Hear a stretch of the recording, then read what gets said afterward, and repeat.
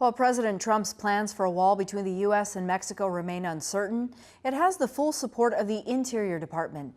Secretary of the Interior Ryan Zinke confirmed as much during his first visit to Arizona since joining the administration. On horseback, Secretary Zinke toured a stretch of the border outside Sasabe, flanked by Border Patrol Tucson Sector Chief Rodolfo Carish. The Department of Interior is in support of Homeland Security on this issue. Although we have the property, they are the lead in making sure that our border is secure.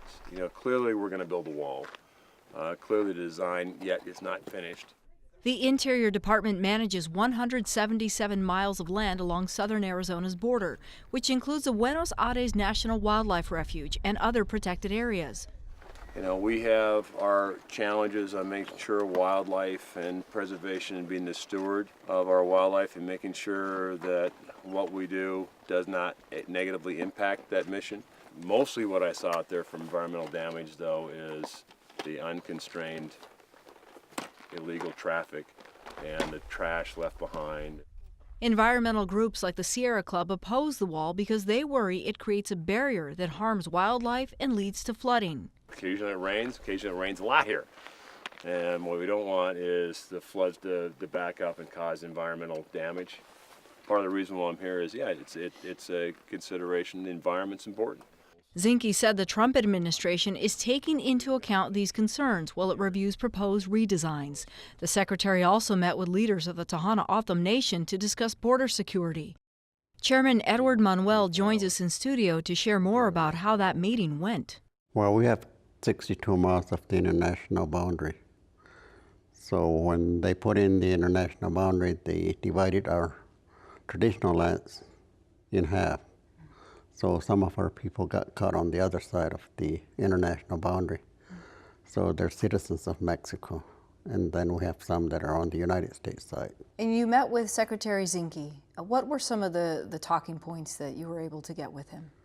Well, one of the things that we've always requested for the president to come and take a look at the international boundary on our lands.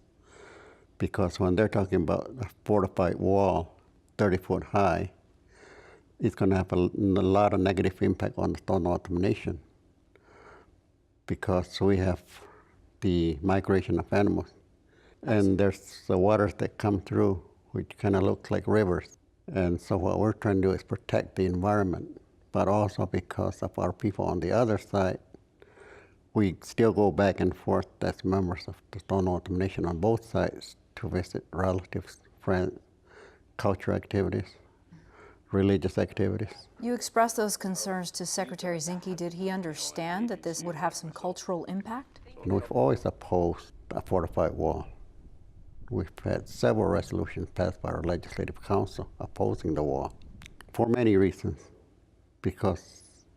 But one of the things that we're looking at as far as not having a wall there, and if we have Border Patrol agents along the international boundary, that will stop the smuggling, because right now they're not along the international boundary. They're all over our land base, except the border. In your meeting with Secretary Zinke, he made some assurances to you as this process continues to evolve. Right.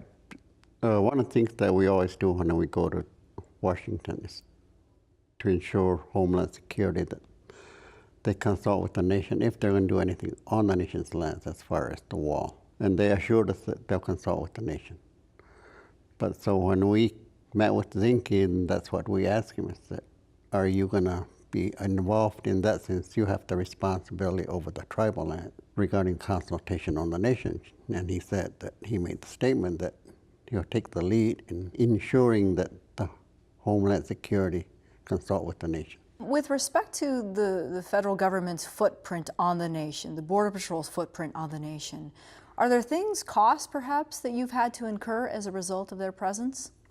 Yes. One of the major costs that we always incur is our police protection, taking their services away from our members, but also because they have to do investigations once they find illegal immigrants that are deceased on the nation. They have to do the investigation because Border Patrol can't do it. So they do the investigation, they do the autopsies and everything. And that's a cost that we have to pick up as a nation. And we don't get reimbursed for those costs. So it's a major cost I think it's about $3 million a year. And the other thing is sometimes in the summertime when the immigrants come in and Border Patrol picks them up, sometimes they're dehydrated. So they have to bring them into the hospital. Some are sick too, so they have to bring to our hospitals and clinics. Culture has always been a part of this discussion. How important is it to you that the federal government listens to your concerns about maintaining that cultural balance and national security on the Tohono O'odham Nation? Well, we feel that as O'odham people, as Indians, we have that responsibility to make sure that we protect our culture, our resources that we have out there. You've been at this for a long time now. What do you think would work when we talk about border security? The federal government has to make some decisions as far as immigration reform. They have to work on that.